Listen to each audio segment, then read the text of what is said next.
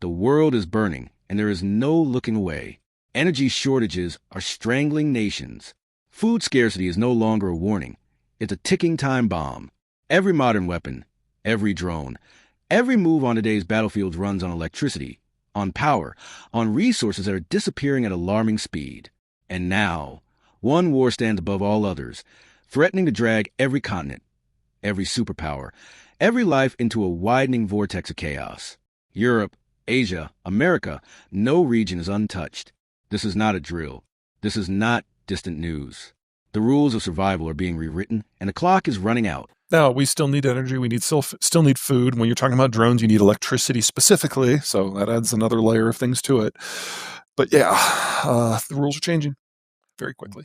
What conflicts are more important than Ukraine at the moment? At the moment, that's really the only one that matters, because that has the nuclear question because of the Russians, that deals with the Northern European plain, so automatically draws in all the Europeans. It has the issue of uniting Eurasia under a single power, so the Americans get interested. And then, of course, the Chinese are providing the industrial base that's necessary for the Russians to carry out the war in the first place. So everyone's involved in some way. Zeihan lays bare the domino effect of this war. How a regional conflict metastasizes into a global struggle driven by resources, geography, and power. Ukraine has become the central battlefield, pulling in Europe, the United States, and China, each acting not out of ideology but survival and strategic necessity. Every decision now ripples outward. Every supply chain, every weapon, every strike carries global consequences. The world is no longer observing from a distance. It is already on the front lines. Peter Zeihan makes one truth brutally clear. When energy, food, electricity, and survival collide, wars stop being regional. They become existential. And nowhere is that reality more visible, more violent, or more unforgiving than in Ukraine. The theory ends here. The consequences begin now. While diplomats debate and analysts argue, 2026 has already arrived on the battlefield. And for Russia, it arrived like a nightmare with no exit. Ukraine has now endured 1,147 days under fire. Nearly 4 straight years of missiles, drones, bombs, and terror raining down on cities, villages, and families. As the calendar turned, President Volodymyr Zelensky delivered a message that cut through the darkness with absolute clarity. Surrender is not an option. His New Year's address was not a victory speech. It was a survival speech, forged through exhaustion, sacrifice, and unbreakable resolve. He spoke of a year survived through sheer dedication and daily struggle, made possible only by those who stood their ground. Not just for Ukraine, but for freedom and dignity itself. He spoke of memory, of home, of hope, of faith, and above all, of humanity enduring against all odds. The speech lasted 21 minutes. But the most powerful moment didn't come from the podium. It came from a child, a Ukrainian girl, 3 or 4 years old, watching the address in silence, tears streaming down her face. No words, just emotion. Because this war is her entire life. She doesn't remember peace. She doesn't remember safety. She was born into explosions, sirens, and ruins. That single image explains everything Russia has done and everything Ukraine is fighting against. The scale of Russian terror in 2025 alone is staggering. More than 100,000 Shahid drones launched, 60,000 guided bombs dropped, over 2,400 cruise and ballistic missiles fired at Ukrainian cities, schools destroyed, apartment buildings reduced to rubble, hospitals targeted, civilians hunted. This was Russia's strategy for an entire year. Terrorize the population into submission. It failed, and now Russia is paying the price. 2026 did not begin with mercy. It began with fire. Ukrainian drones unleashed a relentless campaign against Russia's energy lifelines. One refinery after another went up in flames. The Tuapse oil refinery on the Black Sea, producing 9 million tons of refined products per year, was hit again just weeks after a previous strike. The Ilsky refinery in Krasnodar was struck yet again, marking the first confirmed refinery attack of 2026. Facilities north of Moscow were hit, including an oil depot in Ryazan, burning openly as Russia struggled through winter cold. In occupied Luhansk, follow-up strikes devastated the Rovinky oil depot, with multiple precision impacts destroying infrastructure Russia desperately needs to keep its war machine alive. The port of Taman, critical for liquefied petroleum gas exports, was heavily damaged. Warehouses burned. Storage tanks exploded. Loading infrastructure was wrecked. This was not random. It was systematic destruction.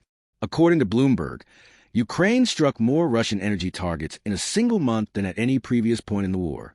Refineries, offshore platforms, ports, tankers, nothing was safe. This was a campaign Ukraine had long envisioned, delayed by political pressure, and now unleashed without restraint. The results from Moscow are catastrophic. Russia built its war budget on oil priced at $70 per barrel. Reality is far harsher. Russian crude is selling for nearly half that. The discount between global oil prices and Russian exports has ballooned to almost $30 per barrel. By mid-December, some shipments were selling in the low $30s. The consequences are devastating. Russia's budget deficit has exploded from a planned 1.2 trillion rubles to nearly 6 trillion, roughly $76 billion. The National Wealth Fund, once the Kremlin's financial shield, has collapsed from $185 billion in 2021 to just $35 billion today. This is not strain. This is bankruptcy in slow motion, and it gets worse. Russia's gas exports to Europe have collapsed by 44%, falling to their lowest level since the 1970s. Decades of infrastructure built westward toward European customers, gone. Russia didn't just lose markets. It declared war on them. Meanwhile, cracks are forming inside Russia itself. A massive blackout struck the Moscow region, leaving hundreds of thousands without power. No missiles, no drones, no sabotage, just failure, incompetence, decay, infrastructure collapsing under its own weight. That may be the most dangerous sign of all. On the battlefield, Russian losses are spiraling out of control. According to Ukrainian command estimates, Russia loses 6 soldiers for every Ukrainian killed. More than 410,000 Russian troops have been lost, with at least 100,000 confirmed dead, in exchange for painfully small territorial gains. Russia is effectively trading 85 soldiers for every square kilometer taken. That is not strategy. That is madness. Desperation is undeniable. Russian units stripped of armored vehicles and supply trucks have been reduced to using horses on the front lines. Cavalry spotted and eliminated by drones. The symbolism is brutal. A nuclear power dragged backward into the past by its own failures. Ukrainian intelligence continues to humiliate the Kremlin. A high-profile anti-Putin commander was declared dead, only for it to later emerge that his death had been staged. Russian assassins were exposed, their bounty money intercepted, and redirected to fight Russia itself. Even politically, the Kremlin is unraveling. Moscow claimed Ukraine attempted to assassinate Vladimir Putin with drones, yet no evidence emerged. No alerts, no witnesses, no disruptions. U.S. intelligence concluded the attack never happened. Even outlets normally sympathetic to Moscow acknowledged the lie. This wasn't even a false operation. It was fiction, and it failed. Russia tried to manipulate narratives, intimidate leaders, and regain control through deception. Instead, it exposed weakness, desperation, and collapsing credibility. So when we say that 2026 is already hell for Russia, this is what it means. A collapsing economy, a shattered energy empire, relentless precision strikes, unsustainable losses, decaying infrastructure, and humiliation on the world stage. And on the other side stand a nation that refuses to surrender, a people who endure, a child who cries not because she is weak, but because she knows exactly what is at stake. Russia began this war believing time was on its side. 2026 is proving them wrong.